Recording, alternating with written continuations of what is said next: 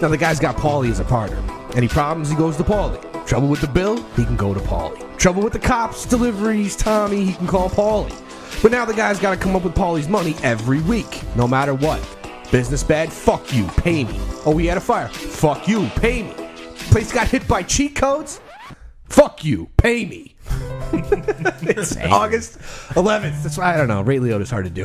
It's August 11th, everybody. 2016. Welcome to the episode 107 of the Cheat Codes Podcast. Exciting stuff. I'm excited anyway.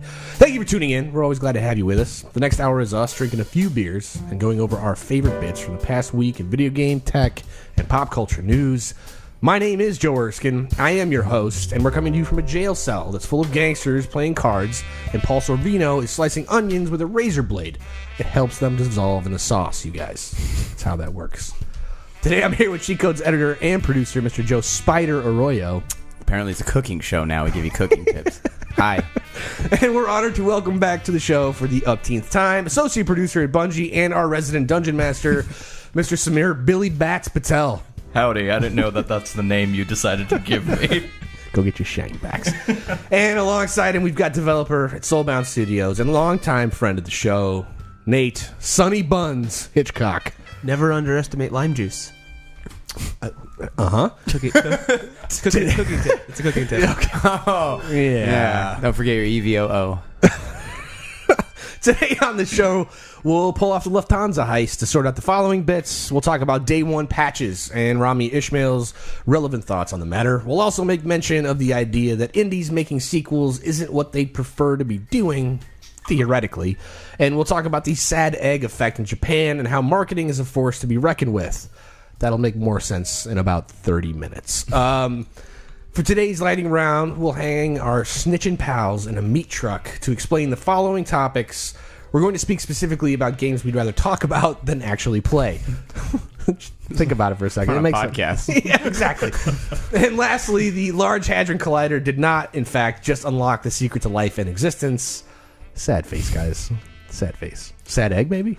Yeah. We'll get to it. All right. It's all gonna connect. Full circle. Samir, Nate, welcome back to the show. You guys, tell us a little bit about what's happening. What have you guys been up to? Or, you know, whatever. At the you same want to time. Yes. I've been working on learning Japanese. Negative. We're just being good Was guys. that? You told us to do that. I know. He told you to do that. The I mean, production value is I heard your it. fault. I heard it in both ears. That came in both directions. Nate, tell me what's going on at Soulbound. How's Chronicles of Illyria coming together? Chronicles of Illyria is going well. We're hiring a bunch of new recruits, tech guys, producer guys, art guys. So if you're experienced in the industry and looking for a job, check out our Soulbound Studios career page.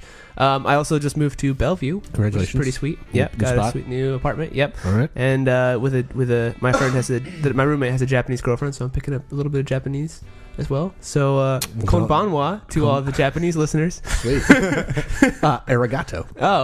Domo, Mr. Roboto. And then he ruined it. Yeah. I mean those. You always find a new way to make me disappointed in you. Well, you're welcome. That's a skill in its own, though. Yeah. It's true. It's true. Life's Why I little- love you, buddy. Yeah. Well, Samir, how are things at Bungie? But they're good. Tell us about Rise of Iron.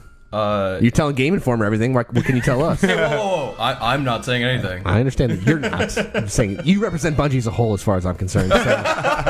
Whoa. I know some people would not be happy with that. It's a personal. I am a preference. simple, lowly producer. Right. I know that feeling very well. It's like everything is going well. Nothing is wrong. But no, It's really. all like, perfect. things are fantastic. I'm enjoying it. Obviously, I can't say anything. I but, know. We know. But we're I- always going to pretend like Yeah, you can't. I'll just go I to know, Game Informer I and know. read about it. It's fine. Whatever. But no, everyone's super excited about the Rise of Iron launch that we have coming up. Yeah. But yeah, things have been going good. I did not move to Bellevue because Nate moved Good. to Bellevue. Still here in Redmond. Oh, Yeah. And I started playing World of Warcraft again. And at the same time... getting hype for I- Legion, bro. Yeah. Okay, cool. Yeah. All right. Yeah. I heard you could play as the Demon Hunter as of today if you had the pre-order. Yeah, but I'm a flawed human being, and I continue to only play Paladin. There's nothing wrong with that. Yeah, there's a lot wrong with that if you play Why? WoW. Paladins are. You just need to play and know. I think I'm good on the WoW tip, but I'll watch the movie. How's that?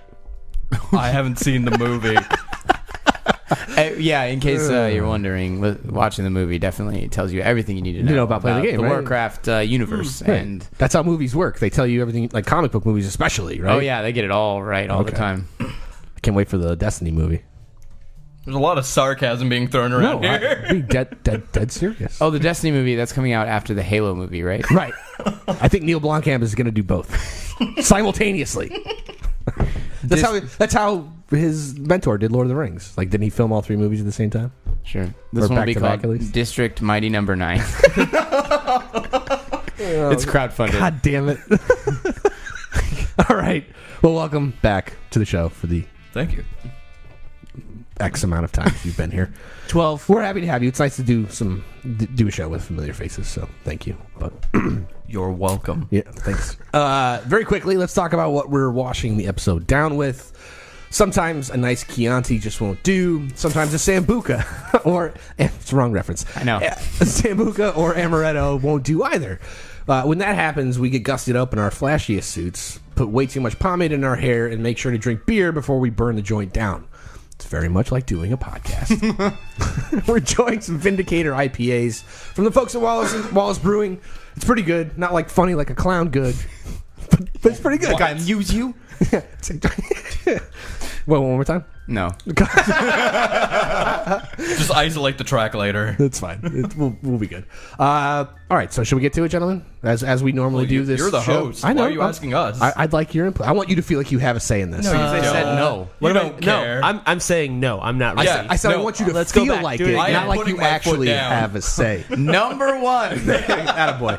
With the release of No Man's Sky this past week, there's been a lot of hype coming to a head. Obviously, it's a hype-tastic game, and yet they prepared a massive patch for the game to be downloaded upon its launch. It's called a Day 1 patch. Rami Ishmael, indie game ambassador and owner of all the Sky Miles, decided to write a blog piece about Day 1 patches and how it sort of changes. That guy's always flying. Come on. No. That's the There's joke. even a website dedicated to I it. know. Yeah. Mhm. Okay. Can I go on? No. No. Second. Yeah. Don't care about the input. Stop. I'll hear it. Don't care. He wrote a blog piece about Day 1 patches and how it sort of just changes the way that we look at going gold, which is that industry standard for being, done. Quote unquote done. If Yeah. only it was. So when you make games for specific platforms, namely consoles, you have to pass a bunch of certifications to ship on that platform. TCRs, TRCs, whatever the fuck you want to call it. I hear it both ways at work. It's a weird and confusing thing. Just call it cert. Yeah, there's certifications, and that's what it is. Day 1 patches have kind of come out in the past, I would say 5, maybe 10 years, as kind of this thing for not necessarily like major releases, but most console releases that they have to pass a bunch of certifications to get released as a game. And they do Day 1 patches because those releases are based on a build that's probably 3 or 4 months old. And as you get closer to launching a game through testing or whatever, things change. And so you have to kind of release a patch that's going to solve those problems ahead of time. It's a solution to a problem that's a solution to a problem in weird ways. It's also not a solution. No, it's a Band-Aid.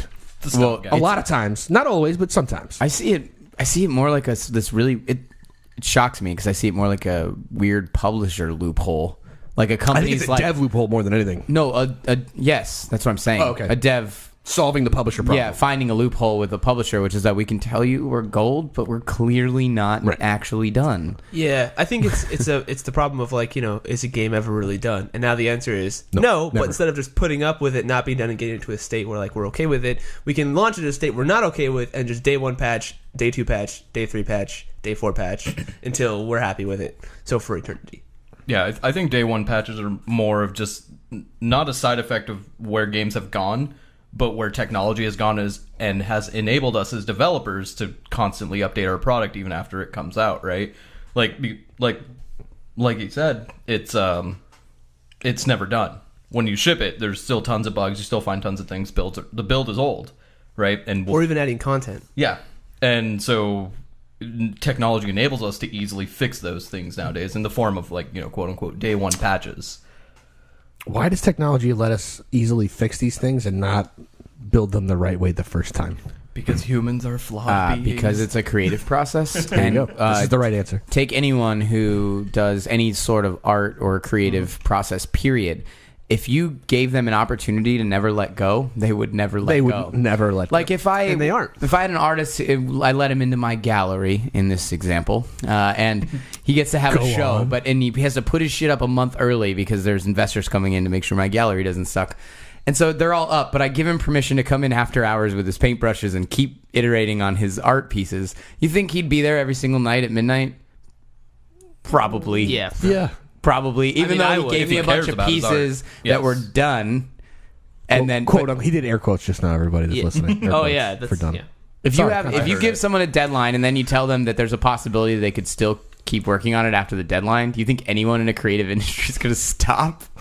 We don't know how to fucking stop. That's why we make shit in the first place. Right. It's this ongoing struggle to make shit, but never really ever. It's the journey, not the destination, right? Art is never done, only abandoned. Oh, Right. God Wow, damn, dude. that was morbid. You could have just said like there's always Show's more you over, everybody. Jesus. means every video game you play is the abandoned art piece of a company if they're not actively Right. Okay. But I don't want to think about but this, guys. This so- is the wrong direction. I wanted to go with my evening. does the term "going gold" then just act as like a footnote to the game's production, or does it mean that the game is not done in the sense that the game is finished and it's exactly the way that we thought it was going to be from the onset? We all know that that's bullshit. But does the term "going gold" become irrelevant because of day one patches? I would say no. Like going gold is a significant milestone to the point where the developers and the team feel confident that like, yes, I am now ready to share this work. Okay. I mean, like the work on it obviously is never done. There's always more content you want to add. There's fixes you want to put in, but you're now ready to share it with the world. Sure. Like, the people who have been waiting for it, you're like, all right, here you go, right? Okay, so you think that the gold still works as a milestone specifically, but the definition of it is evolved. Yes, I don't think gold anymore represents the game is done. It's now just more of a representation of like, all right, we're ready to like share this now. Okay. It's interesting. A lot of like Morpigs and stuff have actually had this pattern of launching and then continually patching, like weekly patches, or think of this like League of Legends or Overwatch or It was like scheduled maintenance, essentially, or whatever. Yeah. Yeah. So it's kind of the same idea, but it's now that it's happening in like single player games. Now that we have like always on connections and stuff, it's a controversy. But we've had it for so long. It's interesting that people are just now being bothered by it, or it's just now hitting the spotlight when it's been around for a decade. Or Sure. So, but that's kind of like the weird state of this is in, right? So you talk about, sorry, more pegs. Is that an official it's term? MMORPGs. I've heard I it. know. My boss says more pegs. I've always heard it MMORPGs, but I haven't. Stop towing the company It's line. like a JPEG with different compression. You mean or- That's you mean what a I GIF? thought it was. You mean a GIF? GIF? it's a GIF made up of more pegs. How do you Except- pronounce graphics? GIF. Graphics. Graphics. Yeah, okay. Graphics. I'm just checking. What do you? We can have this debate later. Anyway, I was kidding. I don't. Wait, really did you guys hear pronounce that? I thought that was my garage door opening. Oh, fuck you guys. that was a Drake statement, by the way.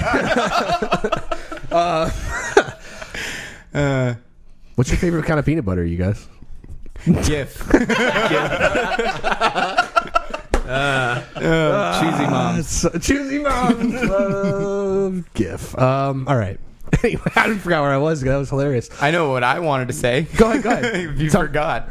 I actually think this is one of those situations where we've evolved past the meaning of a term, and now the term kind of needs to be rebranded, but never will because it still means what it. It's a cultural touchstone, to the industry itself. It makes zero sense. If it were coined today, people would be like, "Really? Like, that's a fucking stupid term." For Yeah. this. Wait, you stop working on a game ever? Yeah. Like, what does that even mean? Why do your Like, customers buy the game if you're just going to leave it? right. I mean, so I think it's just that thing we're going to hang on to because, developers love legacy. Even when it becomes obsolete, they're like, well, it still works. Going gold. Should we asterisk that or? No. Okay. Good time. Okay, so, but how much of like the way this model is changing and the fact that day one patches are essentially a developer like workaround for publisher deadlines, like is this what begat like DLC and season passes and everything else, or is that just like a monetized capitalization on like a day one patch, or like continuing to maintenance your like after Super Mario Brothers came out, nobody sat around like updating that game. You know what I mean? Like we were done. It was, like that went gold and they were done. You know what I mean? That shit doesn't happen anymore because as soon as you introduce like the internet to a gaming culture and production, like that, fucking forget about it. People are gonna scream very loudly until they get their way, and then when you give them their way, they're gonna scream about something else. That's just a fact. You know what I mean? I'm not calling anybody out here. I'm just saying, like, you know, fans are very passionate. That's all that is. You know what I mean? So is this all a reaction to that, or what? I wonder if the guys who made games before we had consoles that connected to the internet, if they would have kept developing those games and releasing patches or releasing DLC, if they had the same technologies.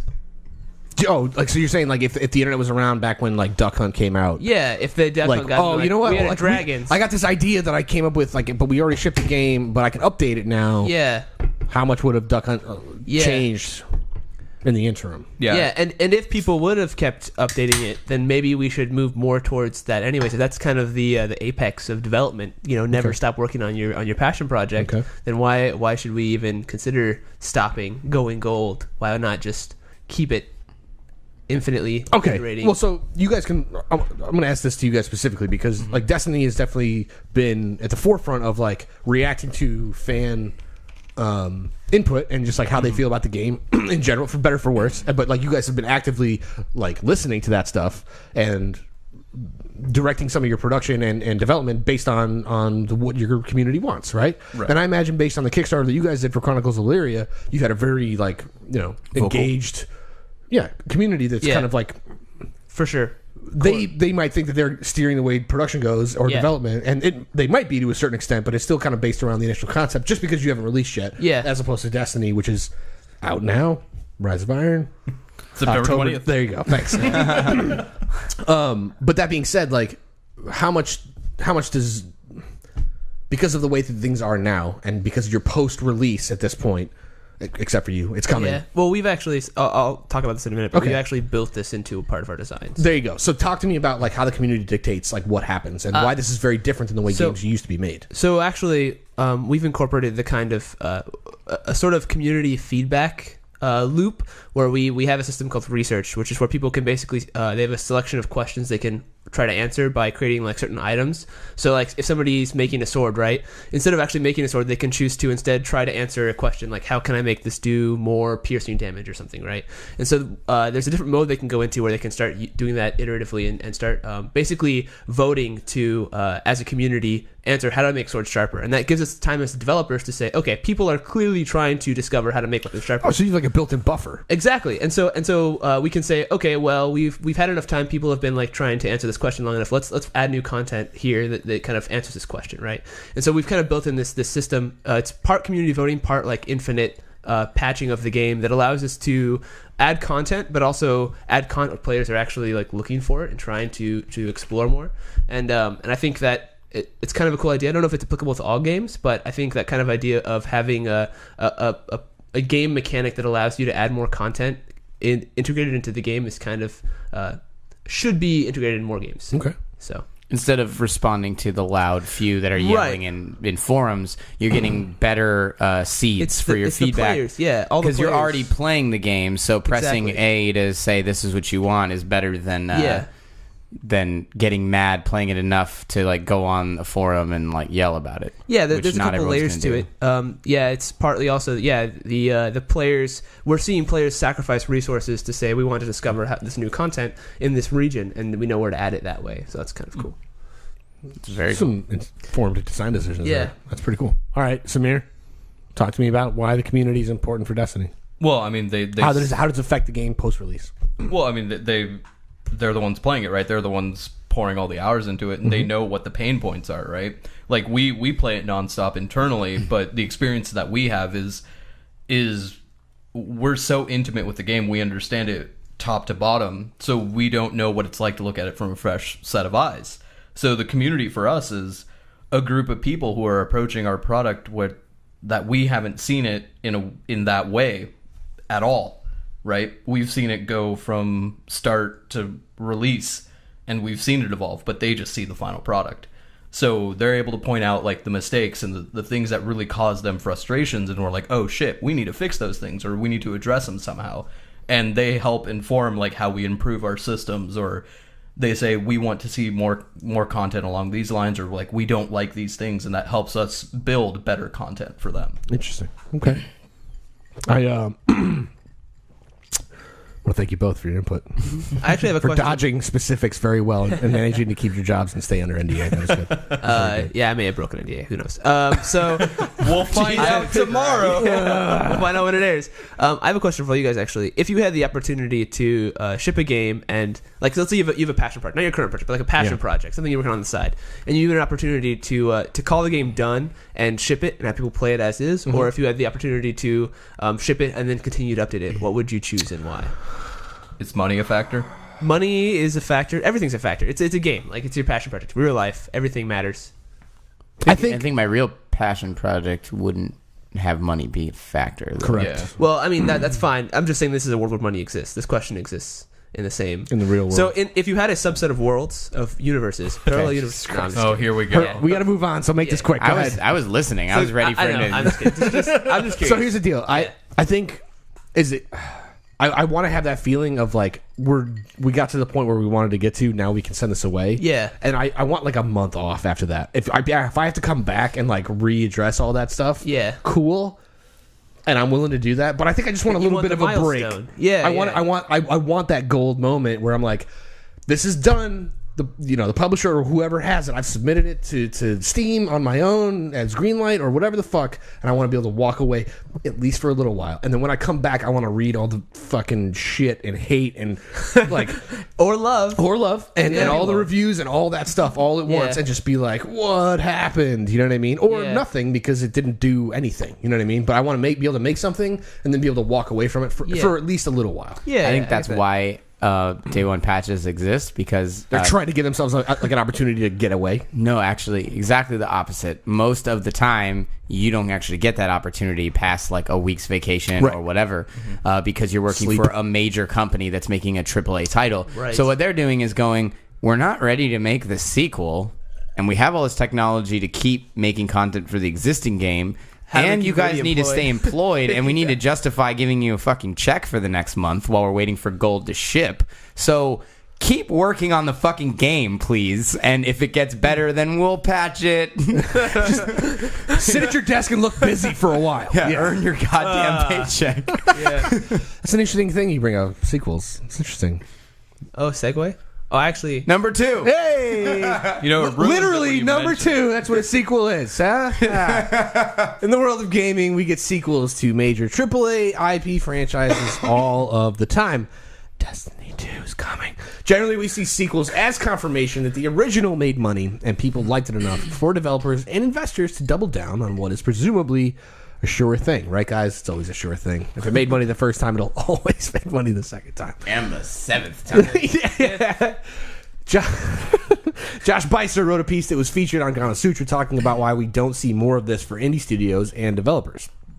You'd think that after putting a bunch of work into a new property or title, that they have a bunch of things in place that would make developing a sequel to a game easier, right? Sort of yes, sort of no. Now This to is be part of the brute point force the hell that he out of makes. it. There was after reading this article, there's a lot that I agreed with. There's also a lot that I was kind of like, I'm not sure, but I am curious. Why don't indies want to make sequels, you guys? Why? Have you ever seen an indie and what they look like at the I start? technically of work at development and at the I end of technically development? work at an indie. No, I mean, but it's a non-traditional one for sure. Have you seen that? Someone goes, I got a great idea for a game. You know what's really funny? You know what I did see is, to answer this question a little bit, is the 4-phase picture of Sean Murray from past the 5 years of development of No Man's Sky, and it's like clean shaven, bright eyed, bushy tail. Like even after working at EA and doing Joe Danger and all that. Like, and then it was like kind of a beard, and then it was like definitely beard, then it was like holy fucking shit, like Ozark Mountain Man beard. You know what I mean? Like, Right. And then it's like bags under your eyes, Right. like Drinking a war-torn beer. face. Yeah, oh yeah, like 30 pounds heavier, and Same thing was true with our previous guest, Hugh Monahan. He did a post about that, and in his post, he put a before and after picture of himself working on Brigador, and was like, "There's something wrong with this. If this is like what you look like shout after out to Stellar Jockeys. years of development, Yeah. you know, if you go through this, and that's to me that's indicative of this. Like, indie devs are like, I'm learning how to make games because I had an idea to make a game. And so when they finish that game, they're like, the idea of going back and looking at any line of code and understanding it after shipping is a nightmare alone. They didn't build customizable systems because they weren't real, like it's not like they went to school for 4 years and made core development choices. They brute forced the hell out of a game to get it out. The idea of a sequel's got to be the most daunting thought on their minds. Yeah. If you haven't bought Brigador, by the way, you should go. Everybody listening should go buy Brigador. It's a really good game. Yeah, it's pretty rad. It's an excellent point. I'm done ranting. It's pretty good. I think. Is it a resource issue? Is it the fact that so the article kind of makes the point that once you make a game as an indie, you basically if you manage to get a finished product and you have enough funding to get yourself to the finish line to go quote unquote gold, so to speak, especially on PC, which has a much lower certification bar to get there. You've done the thing you wanted to do, so why go back and do it again? Right? Is this a reasonable argument to make? I feel like I'm not qualified to talk on this point. Yet you're looking right at me. I'm looking at God everyone damn it, directly. Samir. Well, I'm just saying. I'll give you my input on it. Destiny doesn't count. Like, you're making a sequel to Destiny because there's a production deal with Activision in place, and that exists for 10 years for X amount of money. Making more games and more content for that franchise makes sense, and it's part of a deal that was made. I think that's public knowledge. You don't have to say yes or no. I don't give a shit. The point is Destiny's not an indie game, so I understand if you feel unqualified to not answer this question. Right. Well, I mean, I do have a perspective on it, right? I am making a game in my free time, right? When I get off of work, I actually am working on a personal project. And cool.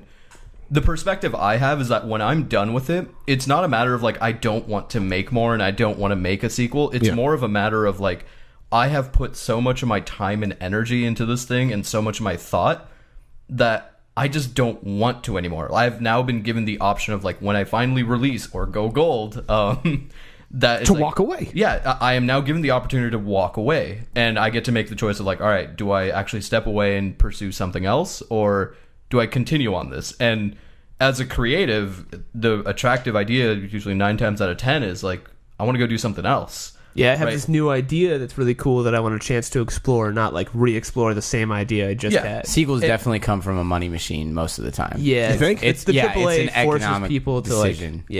I wouldn't say yes to that always. Not always. Because no. sometimes there are exceptions to the rule for sure, but there are times when hell, one of my student projects, when I finished it, I actually wanted to keep working on it. I wanted to make a second one of it. I felt that way about all my student projects, to be honest with you. Yeah, I really did. And it was because it's I enjoyed working on it so much, right? So for me, it's more about the seed of the idea, right? When I'm done with it, I will make a conscious choice of, do I want to continue it or do I want to do something new? And I mean, just the majority of the time you're going to say, I want to do something new, because that's just, you're curious. And you've learned a bunch of things and you're like, oh, dude, I can do this. I could do it again and do it so much better. Right. But differently. In a different setting. I'm but you can learn new things if you tackle a new idea, right? You're not learning. If you're not learning, then you're doing something wrong. I would agree with that. Right. And it comes down to the kind of person making the game at the end of the day, right? Some people do enjoy making sequels and fleshing out their ideas and going super deep on them, whereas other people are no, I want to just explore as many ideas as I can.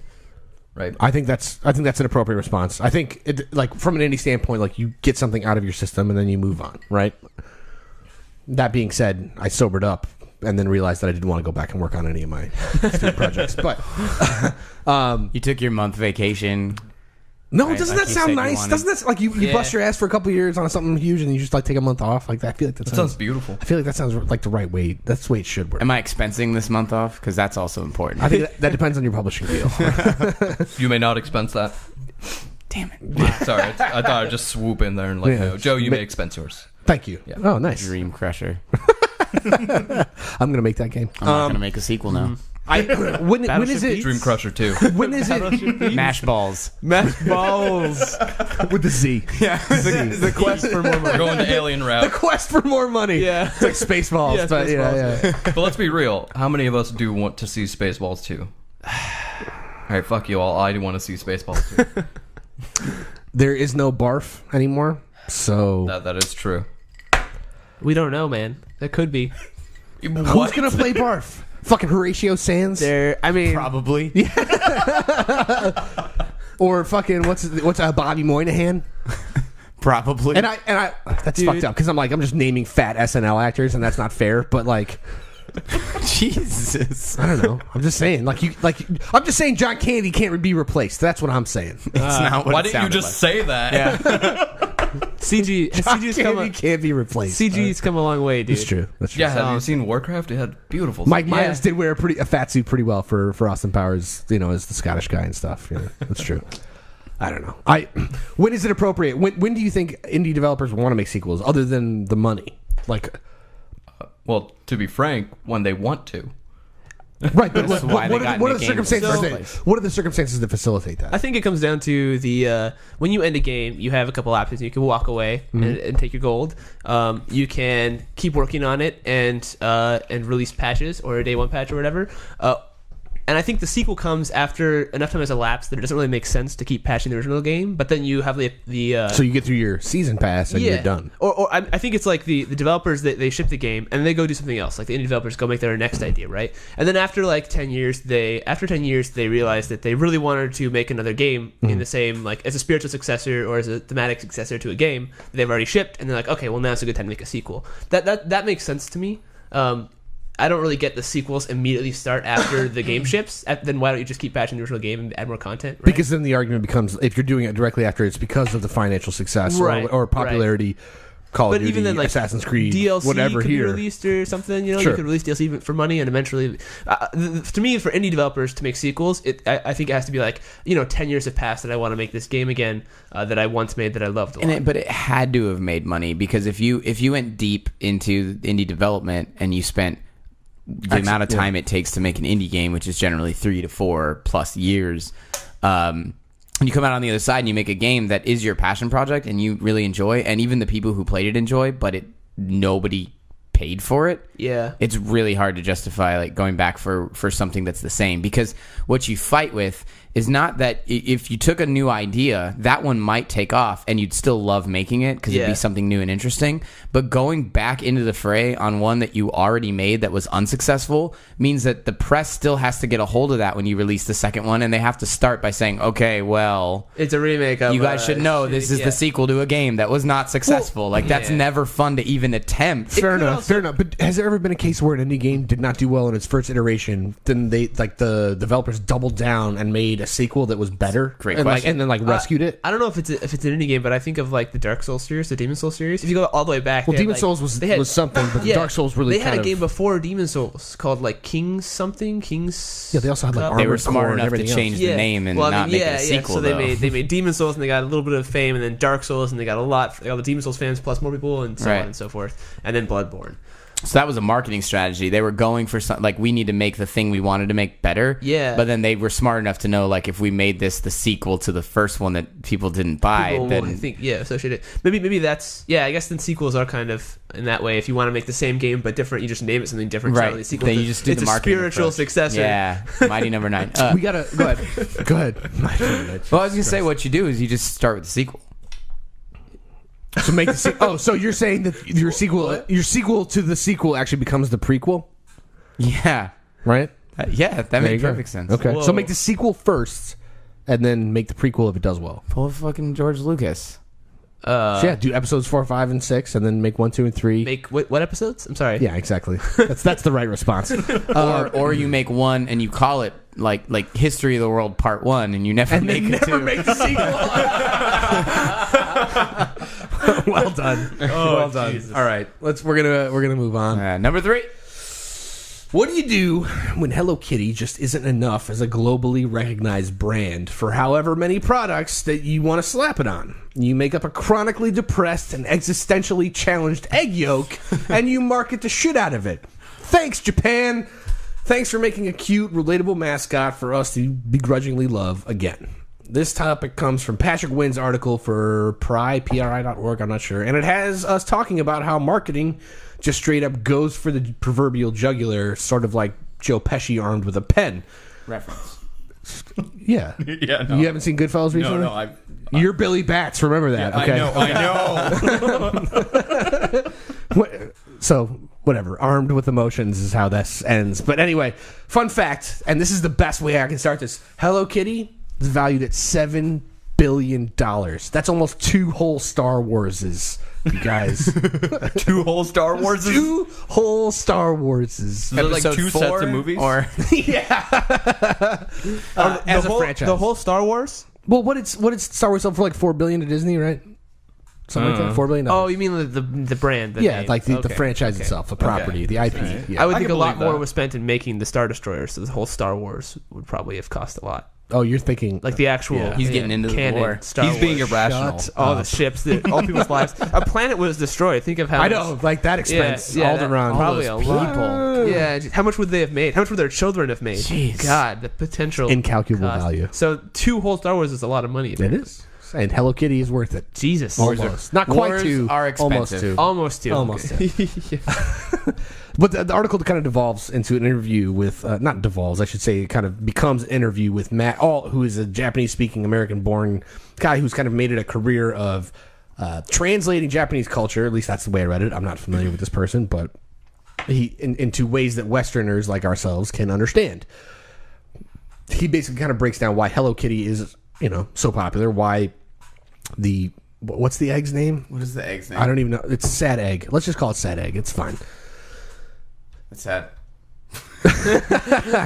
he basically says it's like there's a difference between marketing somebody when you have like the best artists and you have a company like Sanrio who is responsible for both of these mascots to do a bunch of market research, do a bunch of marketing strategy, spend the money on the good artists, and then turn around and be like, we're also relatable because we make our mascots based on some sort of cultural foundation based around Shinto, which has like 8 million gods, as opposed to Western culture, which is super monotheistic and there's only one god.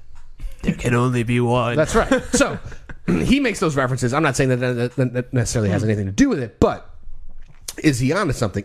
Obviously there's a cultural difference here, right? But when you have success with Hello Kitty, what's to stop you from having it again with a Sad Egg?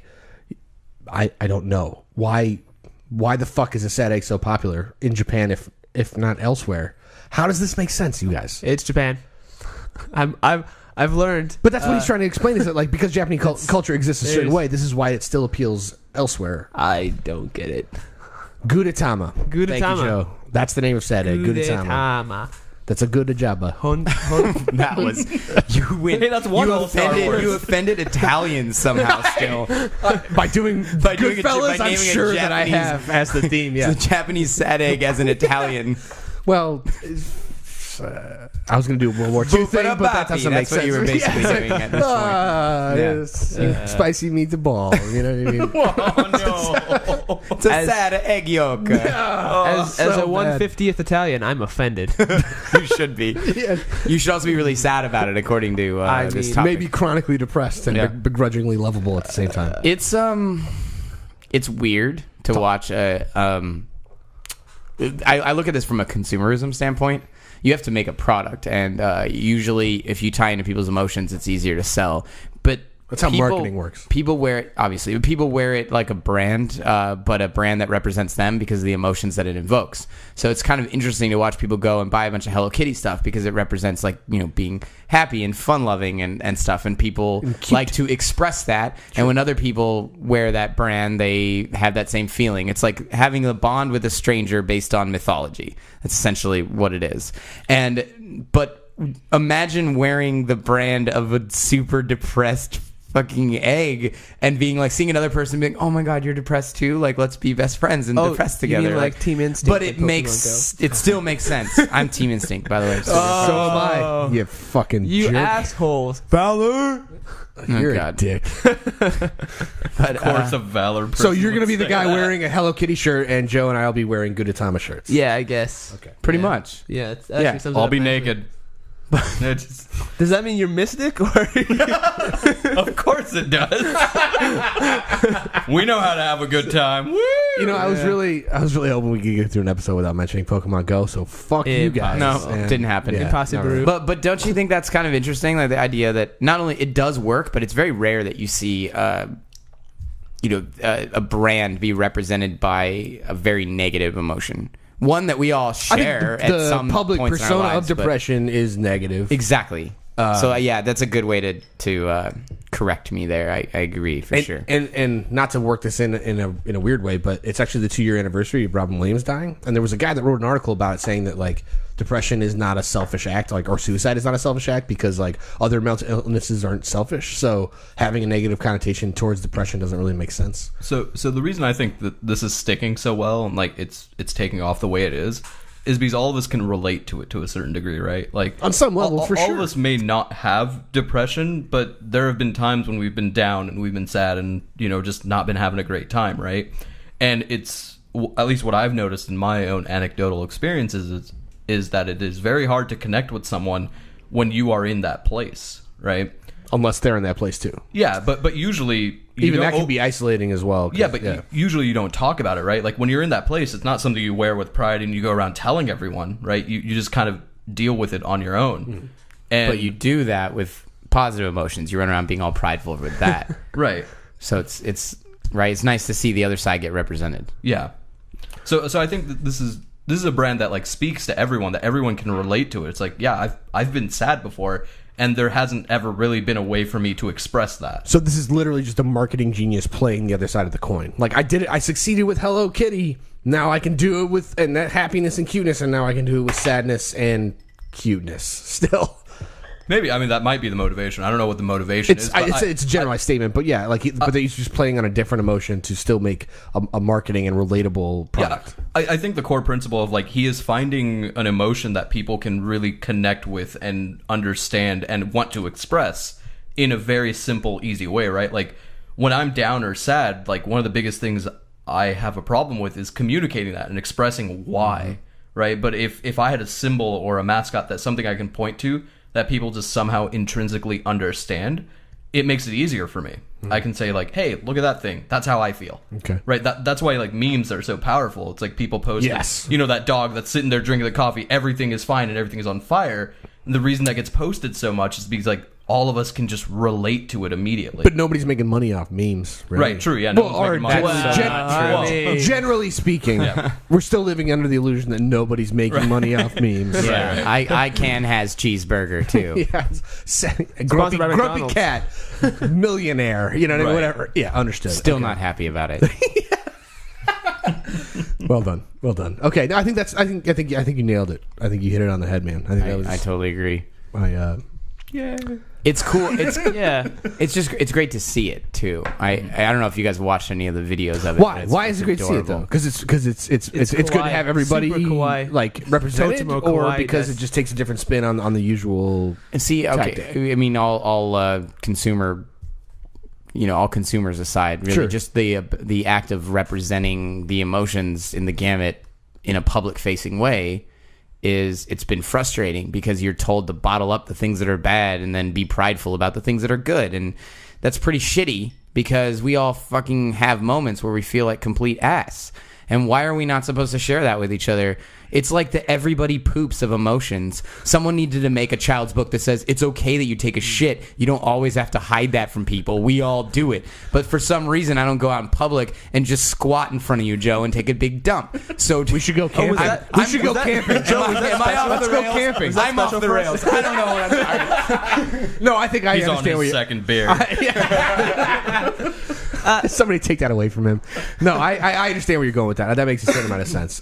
So I felt an attraction to the what's his name? Gudetama, but not because like I saw him as especially depressed, but I see him as kind of the if Hello Kitty is an extrovert, he's the introvert. He hides in his eggshell. That's an interesting take as well. It's not even. I didn't get the depressed vibe or like the. Dude, he literally says like why. He's like, why world? Why do you exist? Like why am I here? Well, he's literally like explicitly depressed. Well, never mind. Someone didn't look at the source material for the episode. I mean, I saw some of the pictures. He's pretty upset. Well, never mind. Or it's not so much upset. He's just like cynical. He's beaten down. Doesn't know how to deal with anything. Wow. Yeah. Well, or kind of unwilling to. So take he's overwhelmed. Take a moment in your life where you felt the downest you are, and this character is perpetually in that state. That's pretty much paralyzed by being overwhelmed. Yeah. And he's an egg yolk. And he's adorable. And super kawaii. Totemo kawaii desu. Yeah. Yeah, I got it. Wow. Also, that's why it sticks. You're saying it stuck because his name. Arigato? Domo. Demo. Oh my god! Stop! Just trying to expand my language barriers. Basically, it's okay to feel things. Huh. In case you were wondering, you don't always have to be. Or happy. it's okay to feel quote unquote negative things. But things aren't. Your life's not ruined because you're having bad emotions because they're Right, not 'cause really you feel bad. overwhelmed They're just or- a part of the emotions that you Yeah. have. We're all the same, guys. There was this reminds me of Louis C.K. talking on like Conan or something about technology, and the thing is like the moment you start feeling down, you feel like you need to immediately like rectify that situation. So you pick up your phone and you start solving it by looking at happy pictures or by talking to people immediately or Tweeting whatever. some bullshit, and he's whatever, like, yeah. what I really need you to do is when you feel like shit, you need to put your phone down and you need to be like, this sucks and I need to cry Be in and the like moment. be miserable and actually experience this goddamn emotion instead of like pushing it away. Otherwise, It's okay to be human. Yeah. Yeah. There's nothing wrong with that. I mean, don't run around and be a sad egg for the rest of your life. I hope that's not the Don't case. be a Gudetama. But when you are, at least you can do, find him to dude. relate to. Yeah. You know? And be like, oh, Yeah. poor guy. At least I'm not Gudetama. You know? Hey, there's some perspective Wow. for you, right? I'm not a cute broken egg. It's fine. That's It's cool. worth millions. Hey, more money, more problems, man. You know? All right. I hope he does talk shows. That'd be great. Once he starts making all his money. Didn't Grumpy make a Cat little did. Muppet out of All him. memes end up on talk shows eventually. All right. Oh, but it's like the Conan. I'm going back to Conan. You know, the talk shows where they just put someone's mouth superimposed over the cat's mouth. It's like, I'm grumpy all the time. Just literally just an egg with a mouth on it. Like, Yeah. Okay. all right. Lightning round, everybody. This is how it works. I know you all know how it works, but for the sake of the listener, we'll explain it. We're going to take two quick topics and give each member of the panel a minute to chime in, uninterrupted for the most part. At the end of each minute, we will award the panelists the quantity of some type of points based on nothing in particular, and our distinguished guests will be in charge of awarding the points for my respective minutes as the host. All right. So, topic 4 and or the first of the lightning round, however you want to see it. There's something to be said for the amalgam of games available in the world currently. And unless you are the most unbusy person ever, there's really no way to play them all. Rock, Paper, Shotgun had a piece this past week talking about all the games they'd rather read and write about instead of actually play. So that being said, we're going to co-opt the same premise and talk about games we'd rather just jaw about than actually play. So for context, the Rock, Paper, Shotgun article lists things like Eve, Pokemon Go, and Stellaris, to which I award the first minute to Nick, who is not here tonight because he's sick, and it's, you know, what are you going to do? That would have been perfect. It would have been great because he plays all those games. So instead, I'm gonna give Mr. Arroyo, the editor and producer of the Chico's podcast, the first 60 seconds to tell me why there are games out there that are. What games would you rather talk about than actually play? but that's kind of a weird question. I should probably like start my timer, huh? Unless you want me to have like Think maybe about 1 it. minute. Stall if you No, want. we're good. Okay. I don't know. I'm more the kind of guy who likes to dip my toe in the water first and then complain about how cold it is. So, like, it's not like swim team where they just shove you in and they're like, "Screw you! You're paying money for this. You got to swim the laps." I want to dip my toe in and be like, "Now I'll read about this game." Like, I can never get to the point where I go, "Okay, this looks so good, but I don't want to play it. I want to read about it." It's just not my kind of thing. I look at a game and I'm either not interested in it at all, or I'm interested in it long enough to play it briefly and then decide that I'd rather watch someone else play it or read about it. And usually at that stage, I don't Even read about it. Yeah. That's pretty much it. I'm basically not this guy that they're describing. Okay. I don't do that. Okay. I play it or I don't play it. I'm gonna award you one copy of Stardew Valley because I know you would never play that game. It's kind of a wasted purchase, but thank you. I didn't have to buy anything. It's hypothetical. Samir, Yo. what games do you think about and like to talk about with your friends but have actually never played? So I'm not actually name any games directly. Instead, I'm kind of Why? I'm gonna kind of riff off of what Joe said. Okay. I'm kind of the same way where like if there is a game that comes out that piques my interest, I will play it to some degree. And if after a few hours of gameplay I decide not my thing, I'll usually kind of drop it. I'll because I understood and respected the fact it's like it's not for me, and I'm not gonna formulate a crap ton of opinions about it. I just didn't enjoy it, so I'm not going to play it. And if I see articles on it, I might read it, but I'm not going to start following it. And I can't really think of a game that I played for a small amount of time and then I just religiously followed. I played EVE Online for a significant amount of time, and when I stopped playing EVE Online, I stopped reading about EVE Online. I'll see like the large articles pop up, like anytime like something big happens, I'll see it, but I don't stay in touch with it. I don't know what's going on. And, you know, hell, the same thing happened with me in World of Warcraft, right? Like, I quit WoW for like a year and a half multiple times, and I didn't read anything about it, but when I came back to it, I started reading stuff about it again. Mr. Arroyo? I just want to award him points. Yeah, go ahead. I will award you 5 Facebook friend invites from people you knew in elementary school that want to reconnect. Have fun with that sociological nightmare. Yeah, there you go. Nate? You had 60 seconds. Okay. Tell me about the games that you would rather talk about. I think he knows the topic. What? Okay. Huh? Can I go? Okay. Can I? Okay. So, I'm not to be incredibly dull, but I am the same as these past two guys. But I'll add into the pot with I actually have read more about EVE than I've played, and I have tried to play it. So there's that. But there's just so much. And then he interesting realized he stuff. didn't have Excel installed. Yeah, exactly. You need to have the spreadsheets. Disable the graphics and then click the spreadsheets.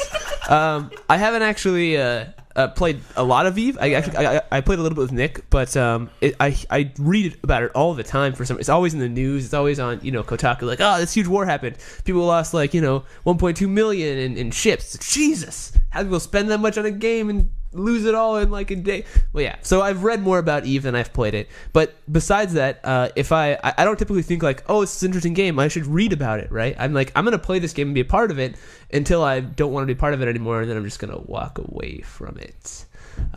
There are very few games barring EVE there are no games barring EVE that I've been like, I haven't played this game in a. Damn it, I'm out of time. Or Thank God. There's a timer going on here. Don't too. worry about that. Don't worry about that timer. Okay, it's a different I'm going to award you 1 hour of Nick telling you about what's happening in EVE. That sounds really exciting. I'm okay with that, actually.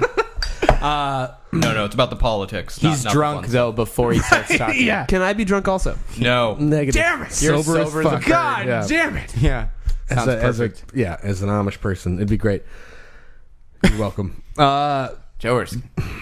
So here's the weird thing about this is that because I do a podcast and have to do a bunch of research every week about like what's happening in news, I actually end up reading way more about games than I actually do playing them. So I'm already there. Like every game is a game I read more about than actually play. That being said, when I do find time to cover out games, I could actually say that I probably played more Doom than I have actually read about it. I can say that now. But this happens like once a month, maybe.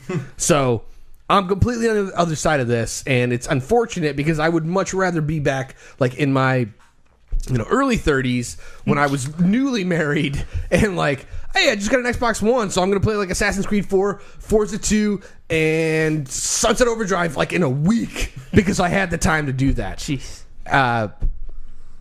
Now I don't. So you read for the about games. purposes of this podcast, I will continue to read more than I actually play. Do you ever actually like stream games? Like watch them on Twitch at all? Yeah, once in a while. But I've kind of gotten away from it because I realized that I'm too old for that shit. Well, I'll award you 45 links to Twitch streams that you're probably not going to watch. Samir, how would you like to compliment that award? I don't even know. But you brought up a valid point. Like, you follow games because you have something that you do that's because I want to talk about them. right? I want to talk about them. That's why we do the show. I mean, like, I do the same thing, right? Like, there's a lot of games that come out that are important games that I follow. It's part right? of our jobs as producers to know what's happening in the industry. Yes. But I mean, like, as far as like my own pleasure goes, no, I do not follow games because games that I do not play because I want to. I follow them because it is the responsible thing to do, right? Like it is important for me as a developer in this industry to know and understand what's happening what's outside going of on. my own little bubble. Yeah. Especially because I do not have the time to play these games as much as I would want to. Correct. And so you're awarding him what? Producer responsibilities? I'm rewarding him 1 producer point, which we'll redeem at the upcoming producer summit. I can't wait. Yeah, Where is it? it's a secret. And when is it? You'll have a calendar. Okay, great. I was going to say, no, everyone thinks they know, but they all have different Is it calendars. Outlook or Google Calendar? You'll find out. Okay, great. Topic to second for the lightning round. People look everywhere for answers, and a lot of people are looking to the Large Hadron Collider, much like Twitch Plays folks look to the Helix fossil. We wanna Exactly the same. It is. It's the fucking same thing. We want to know why, who, and what we are. So after years and years of research, experiments, and trials, the Large Hadron Collider crew announced they did not, in fact, discover a new particle that would unlock a whole bunch of scientific answers about our world and our existence. While this is sad, the researchers are confident that hints within the data could allow for future discoveries, so hope is not lost. Hang in there. For our final minute today, let's all have a 60-second existential crisis, or just talk about what you hope the Large Hadron Collider finds eventually. Mr. Hitchcock, give me 60 seconds about Higgs boson or whatever the fuck you I'm want. going to start with the existential crisis. Gudetama, calm down. Everybody just turn this off. Okay. But really, I'm upset. I thought they'd find cool stuff. In case you couldn't tell from the screaming. But You have 40 seconds. Keep going, man. I don't want. Yes, you do. I don't. I don't want to keep existing for 45 more seconds. Sounds like Gudetama. This isn't exactly an existential Gudetama crisis. Chan. Can I score him the points? Well, Yeah, in a are we minute. done? No. You have 30 seconds. Keep going. Okay, keep going. Are you wearing a Project Fun t-shirt underneath your sweatshirt? No. They gave me like 5 shirts a year. I have a lot of shirts from Project Fun. I don't know why that's so funny. That is by far. I'm gonna start talking. You have 3 seconds. You're done. I'm done. Holy I I'm gonna award you a starter kit for therapy. I think maybe you have some things you need to talk I about. did a workout. I'm gonna award you 1 existential crisis. Existential. Existential. Eggs. Existential. Oh, Sad That's existential where you crisis. name the episode Existential. Existential. It sounds like a Pokemon. Yeah. Execute the Pokemon. Actually, That's the one. Traditionally, our guests go last, but we'll bookend it. You went first, and thank you, I guess, for doing the No, first don't minute. thank him for that. That encourages that kind of I know, behavior. exactly. Mr. Arroyo, you get number 2. Why? Right on your face. Why are we here? That's right. Yeah, this reminds me of my favorite meme where it's like, do cardio, you clean the house, fight the existential dread, fight the existential dread, vacuum the rug. It's pretty much what life is like. It's 30 seconds of happiness followed by 30 seconds of this weird panic where your heart races and you realize that, you know, when your eyes close that maybe they won't ever open again. And that's a really weird feeling. Also, yeah, why are we here? I think it's actually really sad that the Higgs boson wasn't proved because it was the only thing that proved that Samir is not currently sitting on my lap with, his scattered matter and is who he actually is, and I am who I am. Can we never use the phrase scattered matter ever? Scattered matter on my lap, by the way, in case you're wondering. It's pretty good. So what were you waving at me about? Well, seeing as how your minute's up, I will award you a Tony Robbins self-help book and or the Netflix subscription you already have and the documentary that is there enclosed about Tony Robbins. So, on top of that, what I was going to say is that Higgs boson has been discovered. This is what I read based on the articles that were provided. Higgs boson exists. There is a particle that was discovered. A secondary one, like the one that they wanted to confirm the first one or something, was not found. The point is that like the relativity or existence of Higgs boson has yet to be confirmed. They still think it exists, and they're waiting for confirmation. Right, still think it exists is not the same as existing. It sounds like the Higgs boson has an existential crisis of its own. Yeah. Okay. So Joe Erskine, prove to me in this next minute why you exist. I have my own existential crisis. Go. For 60 seconds. Where's it go? So the thing that keeps me up every single night, the one that I cannot sleep to, it's like, let's say that for a second there is a God, right? And as much as we don't want to ever bring religion into this, let's just say there's some omnipotent force that creates and dictates everything around us. What created that? As big as the universe is, like, what's beyond that? Other universes. But that's what if there's nothing? What is nothing? What is nothing? So it's interesting. Ah, damn it. Yeah, stop. Shut the fuck up. It's my turn. Can I have another to minute? feel panic. God damn it. It's my turn to be Gudetama right now. Okay. You got 20 more seconds. I'm just saying, like, this is the shit that keeps me up. Because, like, you wonder why we drink while we do this fucking podcast? Because I have these thoughts right here, and I need to keep them down low With beer. and alcohol. I keep them good. subdued. There's an ism for that, but I can't think of it right now. Beerism, maybe? Recognizing that you have problems, the first step to recovery. So I What's his? What I'm just gonna award me something. I'm just gonna award you like a case of beer because man, you really need it. Yeah, thank you. Yeah, just You're right, I do. can you drink it all tonight? Huge questions. Yeah, I think you really need it. I'm gonna give you a hug after this. Okay, cool. I would also like to add something. Maybe you will too. I would like to award you a host spot on a comedy podcast that gets super dark at the end. Sorry. I didn't mean to go there. We were having existential crises. I was just trying to do my part. Come on. All right, fair enough. I don't feel prepared for this. That's the thing. You weren't prepared to be born. Yeah, you didn't have any Start my choice in the timer. matter. You know what? Again, you get the final minute.